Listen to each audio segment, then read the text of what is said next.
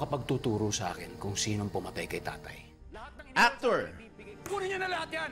director, host, Sobrang na-miss ko kayo! reservist, and family man. Tuloy-tuloy ang pag-angat ni Kapuso Primetime King Dingdong Dantes at ngayon, matapos ang 28 taon, tuloy ang tiwala sa isa't isa ni Dingdong at ng Kapuso Network. Katunayan, tinaguri ang Dingdong Dantes Kapuso Day ngayong araw bilang pagdiriwang ng muling pagpirma ni Dingdong ng kontrata sa GMA. Kasama niyang pumirma sina GMA Network Chairman Attorney Felipe L. Gozon, President and CEO Gilberto Arduavit Jr., Executive Vice President and Chief Financial Officer Felipe S. Yalong, SVP for Entertainment Group Lilibet G. Razonable, at manager ni Dong na si PPL Entertainment President and CEO Perry Lansigan. Hindi pa niya nararating ang pinakatuktok ng kanyang mararating. Si Dingdong pataas pa. Kaya Dingdong, maraming salamat, and I hope GMA and you will go higher together. Thank you. We see there is more than much further that he can still go. So when we see a situation like 28 years, parang we're doing something well, we're doing something right.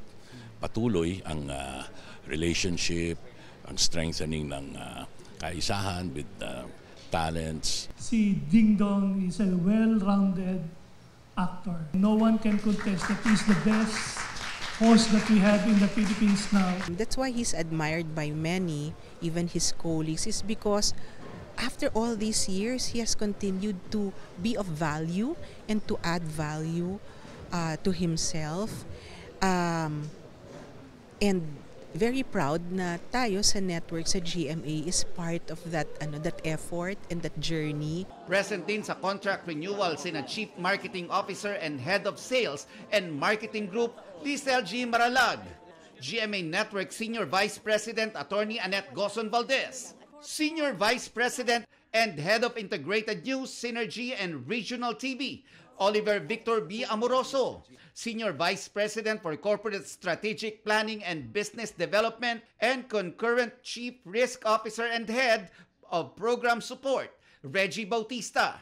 First Vice President for GMA Public Affairs and EVP for GMA Pictures, Nessa Valdelion. At iba pang opisyal ng Kapuso Network. Well, hindi lang siya one of the most bankable actors, but he's undeniably one of the most loyal. Kaya mahal na mahal namin si Dingdong, and we're very happy na talagang he remains a Kapuso. Sa panibagong chapter ng Nagbigay din ng pagbati ang maraming kapuso na umiidolo at mga nakatrabaho ni Dingdong, kabilang siyempre ang kanyang misis na si Marian Rivera. To GMA's Primetime King and of course the Box Office King, congratulations sa iyong mahal sa iyong renewal sa GMA. Naku, for sure, marami na naman kami nga abang magaganda mong gagawin. Kaya naman, congratulations sa iyo, and we are very, very proud of you. We love you so much.